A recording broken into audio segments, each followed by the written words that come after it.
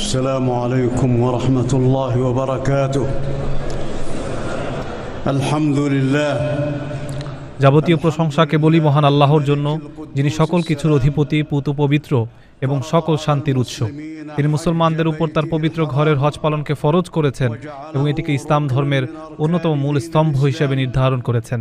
আমি সাক্ষ্য দিচ্ছি যে এক আল্লাহ ছাড়া ইবাদতের যোগ্য আর কোনো উপাস্য নেই। তিনি সর্বময় ক্ষমতার অধিকারী এবং সব বিষয়ে সর্বজ্ঞানী। আমি আরও সাক্ষ্য দিচ্ছি যে আমাদের নবী ও নেতা হজরত মুহাম্মদ সাল্লাল্লাহু আলাইহি ওয়াসাল্লাম তার প্রেরিত বান্দা ও রাসূল এবং সমগ্র সৃষ্টির মধ্যে সর্বশ্রেষ্ঠ। নবীজি, তার পরিবার পরিজন, সাহাবায়ে কেরাম এবং তার আদর্শের সকল অনুসারীর উপর আল্লাহর সর্বোত্তম রহমত ও পরিপূর্ণ শান্তি বর্ষিত হোক। হে মানব মণ্ডলী, আপনারা আল্লাহকে ভয় করুন, কারণ আল্লাহর ভয় বা তাকওয়ার মাধ্যমেই আখিরাতে মানুষের মুক্তি নিহিত। পবিত্র কোরআনের সূরা হজের শুরুতে আল্লাহ তাআলা বলেছেন, হে মানুষ, তোমাদের রবের তাকওয়া অবলম্বন করো, নিশ্চয়ই কিয়ামতের প্রকম্পন এক ভয়ানক ব্যাপার। যেদিন তোমরা তা দেখবে, সেদিন প্রত্যেক স্তন্যদাত্রী মা তার স্তন্যদানকারী শিশুকে ভুলে যাবে এবং প্রত্যেক গর্ভবতী তার গর্ভপাত করে ফেলবে। মানুষকে তুমি দেখবে মাতাল সদৃশ, যদিও তারা নেশাগ্রস্ত নয়। বস্তুত আল্লাহর শাস্তি বড়ই কঠিন। তাকওয়ার অন্যতম দাবি হলো নেক আমল এবং পাপ বর্জনের মাধ্যমে কিয়ামতের দিনের জন্য প্রস্তুতি গ্রহণ করা। আল্লাহ তাআলা বলেন, এসব এ কারণেই যে আল্লাহই সত্য এবং তিনি মৃতকে জীবিত করেন এবং তিনি সব কিছুর উপর ক্ষমতাবান। আর কিয়ামত অবশ্যই আসবে, এতে কোনো সন্দেহ নেই। আর কবরে যারা আছে, আল্লাহ তাদের পুনরুত্থিত করবেন।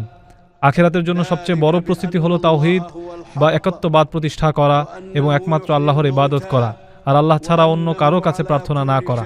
যে ব্যক্তি আল্লাহ ছাড়া এমন কারো কাছে প্রার্থনা করে যে তার কোনো ক্ষতি বা উপকার করতে পারে না, সেটি সুস্পষ্ট পথভ্রষ্টতা। আল্লাহর সঙ্গে কেউ শিরক করলে তার অবস্থা এমন হয় যে সে যেন আকাশ থেকেই ছিটকে পড়েছে, অতঃপর পাখি তাকে ছো মেরে নিয়ে গেছে, অথবা বাতাস তাকে অনেক দূরের কোনো জনশূন্য স্থানে নিক্ষেপ করেছে। ইমানদারদের মূল ভিত্তি হলো আল্লাহর একত্ববাদ। আল্লাহ বলেন, তোমাদের ইলাহ তো এক ইলাহ, সুতরাং তার কাছেই আত্মসমর্পণ করো এবং সুসংবাদ দাও বিনীতদের, যাদের অন্তর আল্লাহর স্মরণে কেঁপে ওঠে, যারা বিপদে ধৈর্য ধারণ করে, নামাজ কায়েম করে এবং আল্লাহর দেয়া রিজিক থেকে ব্যয় করে, এরাই সেই বিনীত দল।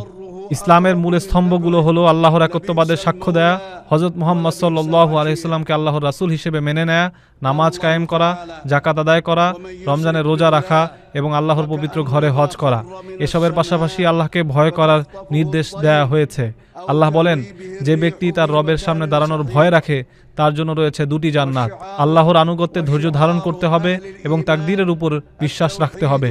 আল্লাহ বলেন, নিশ্চয়ই ধৈর্যশীলদের তাদের পুরস্কার দেয়া হবে অগণিতভাবে।